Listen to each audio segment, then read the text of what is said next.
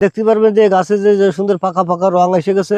আর 1 সপ্তাহের ভিতরে ইনশাল্লাহ কাটা যাবে এবং আপনারা এখানে দেখতে আসবেন এবং ফল খেয়ে যাবেন। আর যাদের চারা দরকার তারা চারা নিয়ে যাবেন।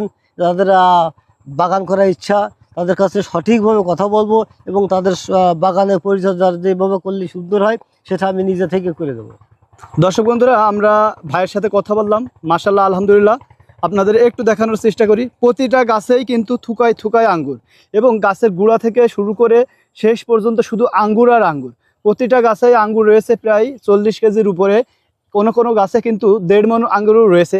দর্শক বন্ধুরা, আমরা একটু দেখানোর চেষ্টা করি, এই আঙ্গুর গাছটিতে প্রায় 1.5 মণ আঙ্গুর রয়েছে। আপনারা একটু দেখুন দর্শক বন্ধুরা, শুধু আঙ্গুর আর আঙ্গুর। তো দর্শক বন্ধুরা, আপনারা যারা আঙ্গুরের চাষ করতে চান মোটামুটি এই আঙ্গুরের চাষটি করতে পারেন, ইন্ডিয়ান জাতের এই চয়ন আঙ্গুরটি। তো ভাই, আমরা লক্ষ্য করছি যে আপনার এই বাগানে একটি হাড়ি বেঁধে দিয়েছেন, তো এটার কারণ কি একটু আমাদের যদি একটু বলতেন। এখানে পাখি আসে, পাখিগুলো তাড়াই দেওয়ার জন্য এই হাড়িটা টাঙানো আছে। অভিনব এই পদ্ধতি আপনি অবলম্বন করেছেন। সুতোটা বসে বসে সুতো টানলেই পাখিগুলো উড়ে যাবে আর খাবে না। আচ্ছা আচ্ছা, বুঝতে পারলাম। দর্শক বন্ধুরা দেখুন একটু, আমরা কিন্তু একটা গাছ না প্রতিটা গাছই আপনাদের দেখানোর চেষ্টা করছি। মাশাআল্লাহ আলহামদুলিল্লাহ, প্রতিটা গাছেই কিন্তু আঙ্গুরের শুধু থুকা আর থুকা। তো আপনারা চাইলে এই আঙ্গুরের চাষ করতে পারেন এবং বাণিজ্যিকভাবে এবং শখের বসে ছাদে এবং বাড়ির আঙ্গিনায় চাষ করতে পারেন।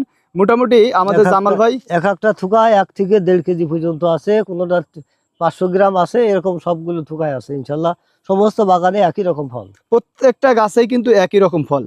তো আপনারা যারা আঙ্গুরের চাষ করতে চাচ্ছেন, এই মাগুরা জেলার শালিকা থানার পিপরুল গ্রামের জামাল ভাইয়ের আঙ্গুরের বাগানটি পরিদর্শন করতে পারেন এবং এই জায়গা থেকে ভালো মানের চারা সংগ্রহ করতে পারেন এবং বাণিজ্যিকভাবে চাষ শুরু করে আপনারা লাভবান হতে পারেন।